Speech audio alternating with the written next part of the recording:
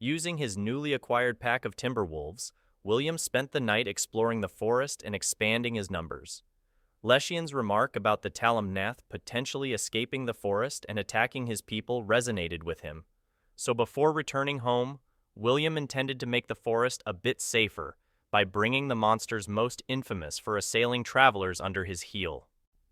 In the span of a single night, William succeeded in taming a total of 108 timberwolves, a trio of fire-breathing bears called redback tyrants, and 27 goblin-like creatures known as puchai. These 138 monsters were only a fraction of the total number that inhabited the forest, but if he took things too far, it would raise too many red flags. During his previous life as Esgar, the thing that had outed Aiden as a potential demon king was that he had tamed most of the monsters near the settlement he had established. What annoyed him the most was that he simply instructed them not to attack travelers and merchants. He had no intention of militarizing them, but since he could if he wanted to, those in power couldn't tolerate his existence. Coexistence should be the outcome any reasonable society strives for, muttered William, caressing the sides of a juvenile timberwolf's face as it panted happily. If everyone simply worked together and did their best to pull each other up, rather than focusing on elevating themselves, William believed the systemic issues present in most worlds could be resolved in a few generations. Such sentiments went against the natural order, but so did society itself. People, regardless of their race, banded together to rise above and become the veritable masters of their environment. The next logical step was to overcome individual differences and expand beyond the confines of one's homeworld.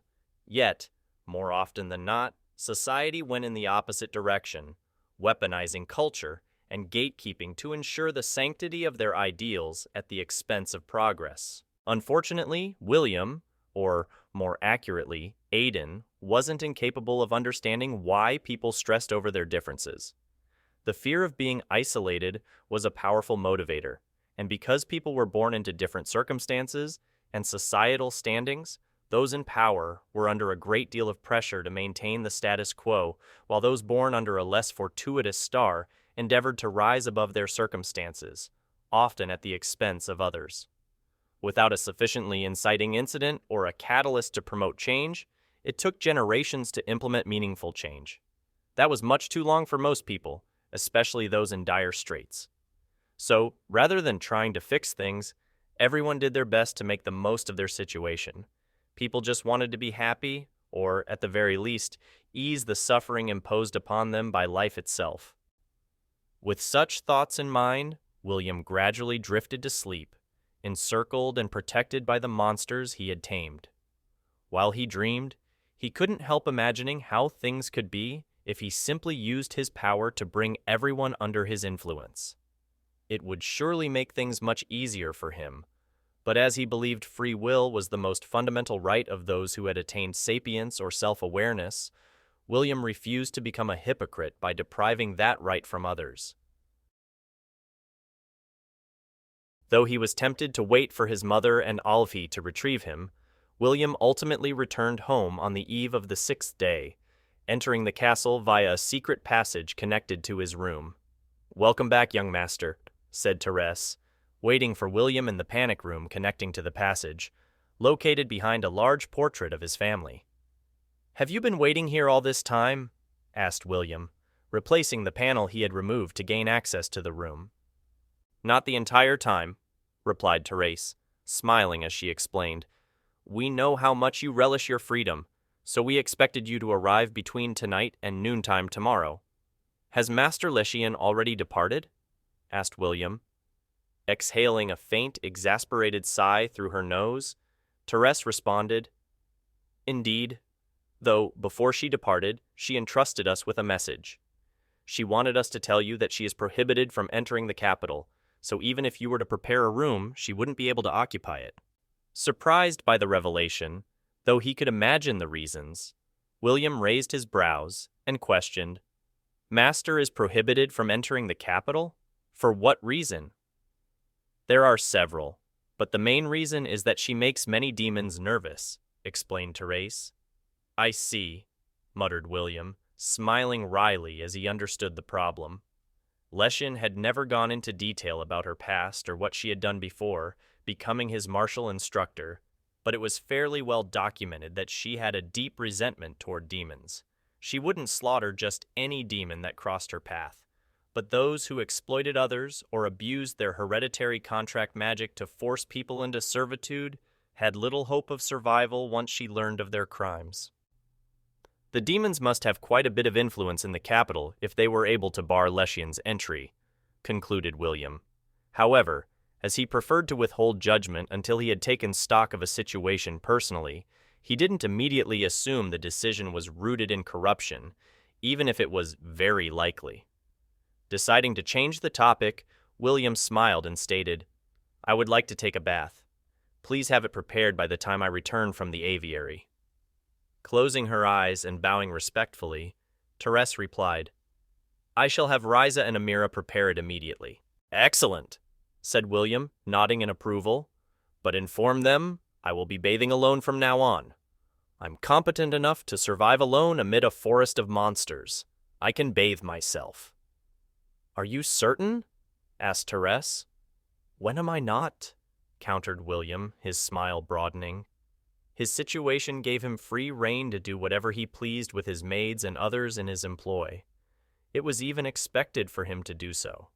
However, while he had long since discarded many of his modern sensibilities, William didn't think he should be experimenting. Not specifically because of his age, though that was a major contributing factor, but because it simply wasn't right for someone in a position of power and authority to use those in their service as an outlet for their desires. Though she exhaled another faint sigh, Therese smiled and no longer questioned William. She knew better than anyone how abnormal his behavior was for someone in his position, but since he was clever enough to avoid being taken advantage of, his consideration wasn't necessarily a bad thing. With Leshian's departure, William could have used the remaining 2 weeks until his departure to relax and reread the textbooks necessary for his first year at the Royal Academy.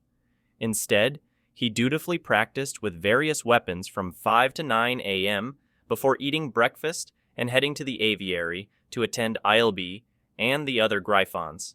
After lunch, he and Eilbe would join his mother in her daily flyover of the estate before wrapping up the day with an additional 4 hours of training, guided meditation, and a long, relaxing bath before bed. With such a packed schedule, 2 weeks passed in the blink of an eye. "Take this, and remember, an Oerthir's pride is as vast as the sky," said Oriana, handing William a highly ornate greatsword with a golden cross-shaped guard and a predominantly white sheath.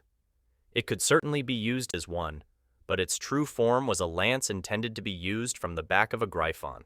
The handle could extend upwards of 3 meters in less than a second, so if the opponent wasn't prepared, they were in for a very abrupt surprise.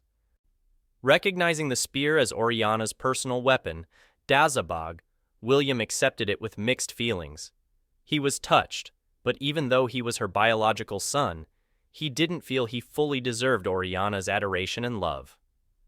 "Seriousness and solemnity don't suit you," mused Oriana, smiling as she raised William's chin with the side of her right index finger, forcing him to meet her gaze. Then, cupping his left cheek and caressing his cheekbone with her thumb, she gingerly stated, "You may never be the most radiant star in the Oerthir constellation, but countless people will look to you as an example. It's okay to have moments of vulnerability or lack confidence, but never open your heart to anyone you're not willing to die for." Moving her hand to the back of William's head, Oriana pulled him close to plant a protracted kiss on his forehead. Before pulling away, she then jokingly whispered, "And try not to bully anyone. Your power is ultimately yours to do with as you please, but there is always a correct way to wield it." Releasing her hold on William's head, Oriana once again met his gaze, her smile broadening and heart melting when she noticed his pouty look and the moisture in his eyes. She also felt a sour tingle in her nose, but as the commander of the duchy's forces, her advice to William also applied to her. It was one of the things she hated most about being a noble, but with millions of people depending on her for their livelihoods, she couldn't afford to show weakness outside of closed, private settings. "Go, and make our family even prouder," said Oriana, stepping away from William and the massive blue crystal, known as a waystone, that would transport him, Therese, Riza, and Amira to the capital. First and second year academy students couldn't keep pets, and flying was heavily restricted in the capital's airspace. So, until he became a third year and received a beast handling and flight license, William had little choice but to leave Elbe behind, much to her frustration. "I will," responded William, taking a deep breath and puffing his chest with pride as he turned to join the trio that would be attending him during his stay in the capital. The affairs of House Orthier would always remain secondary to his personal goals, but as he owed them quite a bit, William intended to do his best to preserve his parents' face and uphold the honor of their house. It was his obligation to do so, not just because they were his parents, but because they were good people. They doubtlessly had a few skeletons in their closet, but as a former demon king, William wasn't inexperienced with extenuating circumstances, forcing good people to do very bad things. "We welcome the Gamma Star of the Orthier constellation to the royal capital Axial," said a blonde-haired, blue-eyed youth, bowing respectfully at the forefront of a platoon of parade-ready knights in attendance. Stepping forward, William adopted a practiced smile and said, "You must be Cousin Thomas."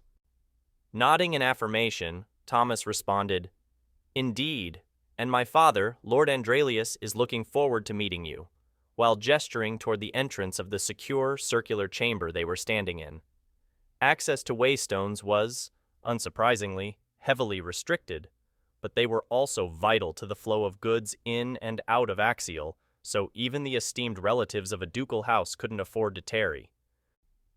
Supplying a nod of his own, William joined Thomas, followed by his trio of attendants.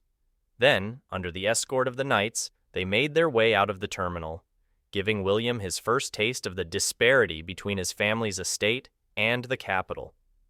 "I suspected it, but it's still a little jarring," thought William, his expression a mask of disinterest despite the presence of digital displays, automated kiosks, electronic billboards, convenience stores, and other fairly modern facilities. The dwarves had disseminated their technology and production methods more than 500 years prior. Combine that with magic, a veritable golden age, and a shift from focusing on warfare to promoting a global market. And it wasn't a surprise that the development of Axial was decades, if not centuries, ahead of other cities.